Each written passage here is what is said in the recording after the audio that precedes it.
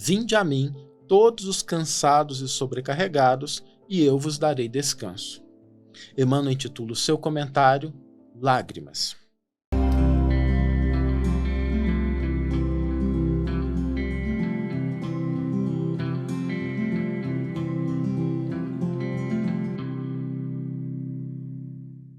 Olá, meus amigos, olá, minhas amigas, sejam todos muito bem-vindos a mais um episódio do nosso programa Reflexões com Emmanuel. E hoje nós vamos tratar de uma temática que aflige a todos nós. Vez ou outra, nós passamos por situações de dores tão intensas que nos levam até as lágrimas. Quem de nós poderá dizer que não passou pelo mundo vivenciando algum tipo de experiência dessa forma? E quando a gente pensa nas lágrimas, nessa expressão de dor e de sofrimento, nós precisamos aprofundar um pouco isso para que a gente consiga entender a função das lágrimas, o que elas representam. E é curioso porque no passado se dizia até que as lágrimas não eram uma coisa muito boa. Eu me lembro quando eu era pequeno que o pessoal tinha aquele horrível ditado de dizer que homem não chora e homem também chora. Às vezes as lágrimas eram vistas como sinal de fraqueza e muito pelo contrário, elas não são sinal de fraqueza. Aceitar, reconhecer as próprias limitações, os próprios problemas, a situação em que nós estamos vivenciando, nossas emoções, nunca é um sinal de fraqueza e as lágrimas como expressão de uma situação pela qual a gente passa também não podem ser classificadas como fraqueza. É preciso que a gente preste atenção nas nossas lágrimas. E eu gostaria hoje na nossa reflexão de aprofundar um pouquinho isso. Porque existem lágrimas que têm diferentes origens. Se nós formos pensar na expressão, toda expressão tem uma causa. Assim como aquilo que a gente está buscando tem um princípio, um propósito, aquilo que nós externalizamos tem sempre uma causa. E quando nós pensamos nas lágrimas, essas lágrimas têm causas diferentes, causas distintas, e que nós precisamos reconhecer porque duas delas não são muito boas e uma delas ela é algo que pode realmente contribuir de uma maneira positiva para o nosso crescimento espiritual, para as nossas realizações. Eu digo isso porque existem algumas lágrimas que derivam simplesmente das nossas intenções menos dignas, aquilo que a gente não gosta, aquilo que não é o melhor para as pessoas. E quando a gente não alcança aquilo que a gente está buscando e que eventualmente é um problema, às vezes a gente chora. Não tem a criança que chora quando não lhe é permitido pegar um objeto pontiagudo, quando o capricho dela não é atendido? Ou seja, são expressões de lágrimas, mas a origem dessas lágrimas vem da intenção de algo que não é bom e que não foi atendido, de um desejo que não poderia ser positivo e que, não sendo atendido, gera essa insatisfação. A verdade é que existem pessoas na atualidade que expressam lágrimas com essa origem. Pessoas que intentam praticar o mal e que não conseguem, são obstadas por alguma razão e choram, lamentam porque não conseguiram praticar o mal. Existem pessoas que choram porque não tiveram o seu orgulho ou a sua vaidade atendidos. Essa é uma expressão de lágrimas que não é positiva, não é algo que nós devemos valorizar. Nesse caso, é melhor a gente corrigir a origem, para que essa expressão de lágrimas ela não ocorra, mas não tratando simplesmente o efeito, tratando a causa que gerou. Às vezes a gente tem expectativas irrealistas em relação ao outro, e quando o outro não atende essas expectativas, a gente chora, a gente lamenta, mas nesse caso é melhor ajustar as expectativas. Existem lágrimas que derivam também de uma situação distinta. Lágrimas que surgem do desespero, lágrimas que surgem da desesperança, lágrimas que surgem quando nós estamos diante de uma situação e aparentemente essa situação se mostra como uma situação sem saída, uma situação que não tem solução, e a gente às vezes chora, se desespera, se angustia por aquela situação. Esse tipo de lágrima, embora sejam lágrimas cuja expressão seja melhor do que aquele primeiro grupo que eu comentei, ainda não são lágrimas positivas, porque quando nós nos deixamos levar pelo desespero, pela desesperança, pela angústia descabida, nós deixamos de reconhecer as oportunidades, os caminhos, as propostas de solução que a vida nos dá. Esse tipo de lágrima normalmente é uma lágrima que fecha os nossos olhos para as soluções que estão diante de nós. Às vezes uma pessoa ela entra num grau de desespero tão grande que ela não consegue enxergar saídas óbvias e simples para aquela situação. Às vezes ela não percebe que um pouco de esforço numa determinada direção, um pouco de paciência, o reequilíbrio que vai possibilitar com que ela possa melhor agir diante da situação, e ela não consegue enxergar isso porque ela está desesperada.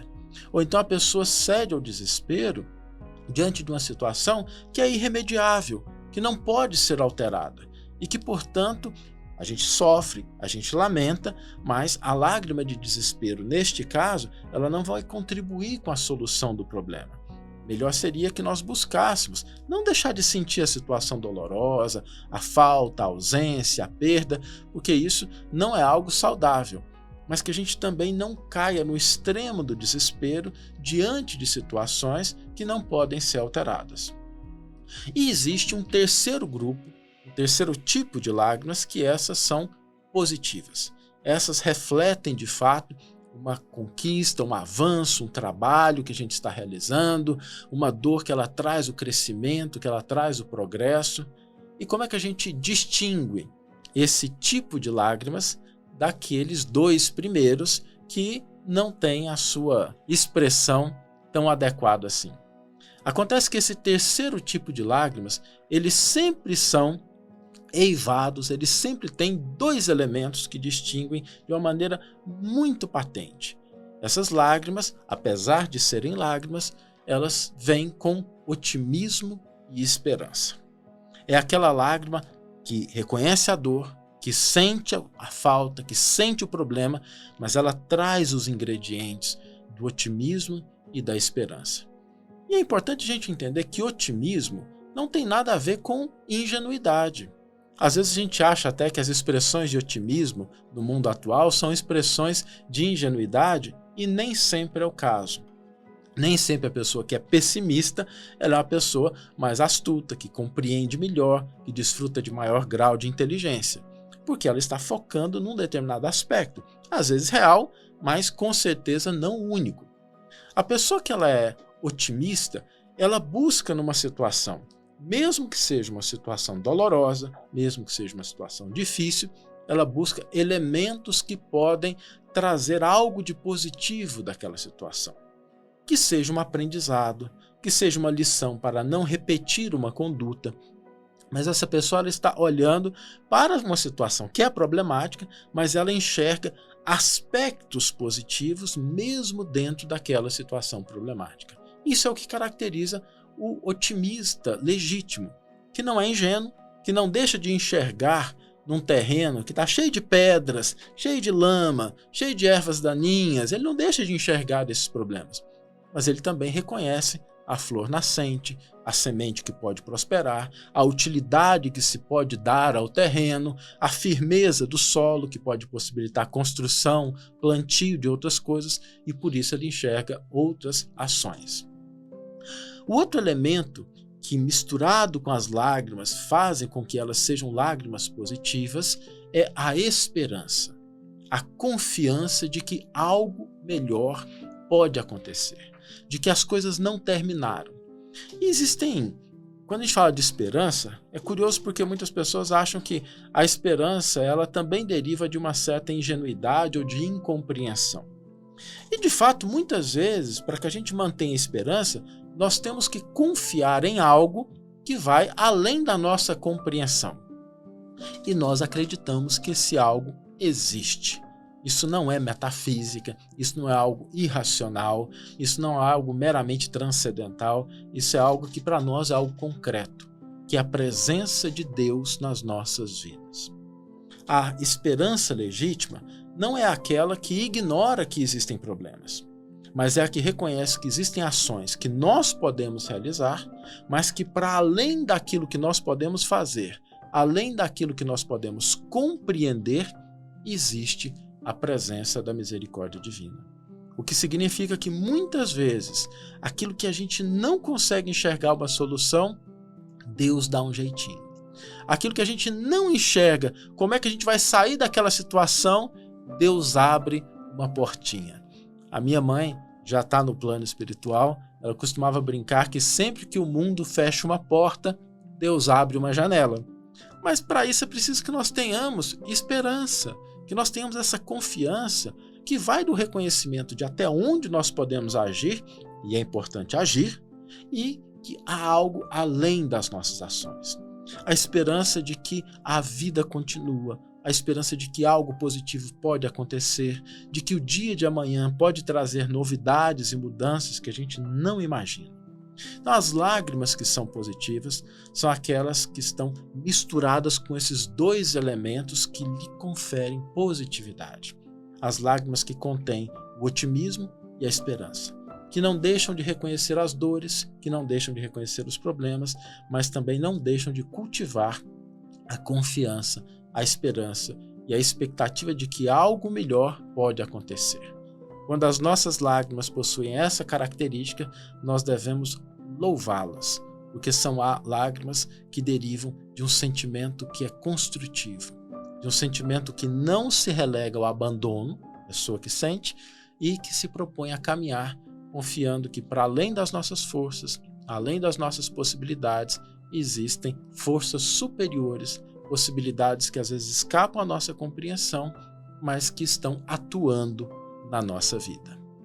Vamos ler agora a íntegra do versículo e do comentário que inspiraram a nossa reflexão de hoje.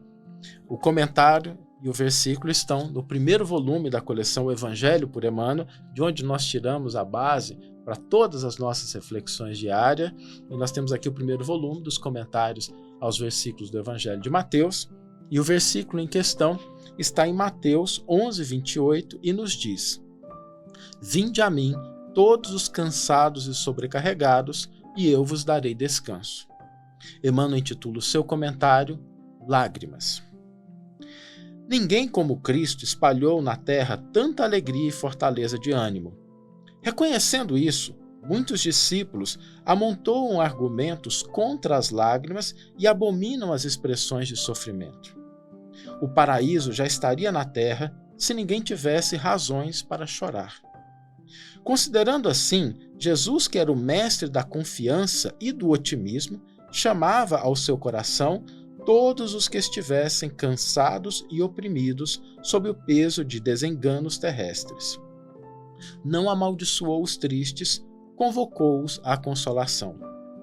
Muita gente acredita na lágrima como sintoma de fraqueza espiritual. No entanto, Maria soluçou no Calvário. Pedro lastimou-se depois da negação. Paulo mergulhou-se em pranto às portas de Damasco. Os primeiros cristãos choraram nos circos de martírio, mas nenhum deles derramou lágrimas sem esperança. Prantearam e seguiram o caminho do Senhor, sofreram e anunciaram a boa nova da redenção, padeceram e morreram leais na confiança suprema.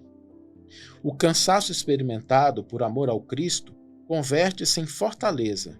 As cadeias levantadas em seu olhar magnânimo transformaram-se em laços divinos de salvação. Caracterizam-se as lágrimas por origens específicas. Quando nascem da dor sincera e construtiva, são filtros de redenção e vida. No entanto, se procedem do desespero, são venenos mortais. Uma bela página de Emmanuel nos convocando a essa análise mais profunda da origem das nossas lágrimas. E a proposta, o convite para a gente hoje, para você que está nos assistindo ou que está nos ouvindo, é que nós façamos um inventário das origens das nossas lágrimas, das origens do nosso sentimento que às vezes transborda pelos olhos, e a gente avaliar se essa origem ela traz também esses dois componentes do otimismo e da esperança. E se porventura nós estivermos passando por situações de dificuldade, hoje ou no futuro, lembremos-nos sempre de pincelar, de temperar as nossas lágrimas com o otimismo e com a esperança que conferirão a cada uma delas, derramadas pelos olhos, em sementes de vida nova, de crescimento de avanço. Que tenhamos todos uma excelente manhã, ou uma excelente tarde, ou uma excelente noite, e que possamos nos encontrar no próximo episódio. Grande abraço e até lá!